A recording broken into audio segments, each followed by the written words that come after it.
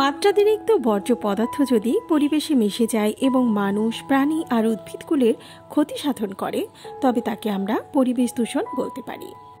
বাংলাদেশে বিদ্যমান প্রধান প্রধান পরিবেশগত সমস্যার মধ্যে রয়েছে বিষাক্ত বায়ু, শব্দ দূষণ, পানি দূষণ ইত্যাদি। দেশের জনসংখ্যা বৃদ্ধির ফলে বাড়তি লোকের চাহিদা মেটানোর জন্য বৃদ্ধি পাচ্ছে যানবাহন এবং তৈরি হচ্ছে নতুন নতুন কলকারখানা। এসব গাড়ি আর কলকারখানা থেকে উদ্গত ধোঁয়া বাতাসকে করে তুলছে দূষিত। বিশেষ করে বাস, ট্রাকের কালো ধোঁয়া, ইটের ভাটার ধোঁয়া এবং রাস্তার ধুলোবালি পরিবেশকে দ্রুত বিপর্যয়ের দিকে ঠেলে দিচ্ছে। বর্তমান সময়ে শব্দ দূষণ এক মারাত্মক সমস্যা হিসেবে আবির্ভূত হয়েছে। যানবাহনের হাইড্রোলিক হর্নের বিকট আওয়াজ প্রতিনিয়ত আমাদের কান বিষিয়ে তুলছে আর ক্ষয় করে দিচ্ছে আমাদের শ্রবণ ক্ষমতাকে। শব্দ দূষণের ফলে আরো ভয়াবহ শারীরিক মানসিক ব্যাধির সৃষ্টি হচ্ছে। এই শব্দ দূষণ আমাদের পরিবেশগত বিপর্যয়কে আরও ঘনীভূত করছে। দেশে পানি দূষণের মাত্রা আশঙ্কাজনক হারে বৃদ্ধি পাচ্ছে। ক্ষতিকর শিল্প বর্জ্যের কারণে বুড়িগঙ্গা, তুরাগ, শীতলক্ষ্যা, রূপসা প্রভৃতি নদীর পানি মারাত্মকভাবে দূষিত হয়ে পড়ছে। বন ও পরিবেশ মন্ত্রণালয় এবং পরিবেশ অধিদপ্তরের সূত্রগুলো নদ নদীর পানি দূষণের প্রধান কারণ হিসেবে শিল্প বর্জ্যকেই দায়ী করেছে। আবার ভালো ও উন্নত জাতের ফসল ফলানোর জন্য রাসায়নিক ও কীটনাশকের ব্যবহার প্রয়োজন। তবে কৃষকদের অপরিকল্পিতভাবে এবং ব্যাপক হারে রাসায়নিক সার আর কীটনাশক ব্যবহার এর ফলে জীব জগৎ, প্রাণী জগৎ আর পরিবেশ মারাত্মক হুমকির সম্মুখীন হচ্ছে। যে কোনো দেশের পরিবেশে বনভূমিও বিশেষ ভূমিকা পালন করে। বনভূমির ওপর দেশের পরিবেশগত ভারসাম্য বহুলাংশে নির্ভরশীল। কোনো দেশে পরিবেশের ভারসাম্য রক্ষায় দেশের আয়তনের 25% বনভূমি থাকা দরকার, অথচ বাংলাদেশে বনভূমির পরিমাণ 9%-এরও কম। বনভূমি উজাড়ও আমাদের দেশের পরিবেশ দূষণের অন্যতম কারণ। প্লাস্টিক সামগ্রী। দেশে প্লাস্টিক সামগ্রীর ব্যবহার দিন দিন বাড়ছে। প্লাস্টিক সামগ্রী দীর্ঘকাল অক্ষত। মাটির জন্য এই প্লাস্টিক মারাত্মক ক্ষতিকর। এটি মাটির জন্য উপকারী ব্যাকটেরিয়াকে মেরে ফেলে। প্লাস্টিক পোড়ানোর সময় উৎপন্ন হাইড্রোজেন সায়ানাইড গ্যাস চামড়ার জন্য ক্ষতিকর।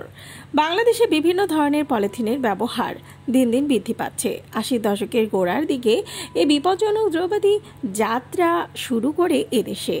বর্জ্য হিসেবে পলিথিন এই সভ্যতার এক ভয়াবহ শত্রু। বিশ্বজুড়ে পরিবেশ বিজ্ঞানীদের সাবধান বাণী থাকা সত্ত্বেও পলিথিন সামগ্রীর ব্যবহারও এদেশে বাড়ছে আশঙ্কাজনকভাবে।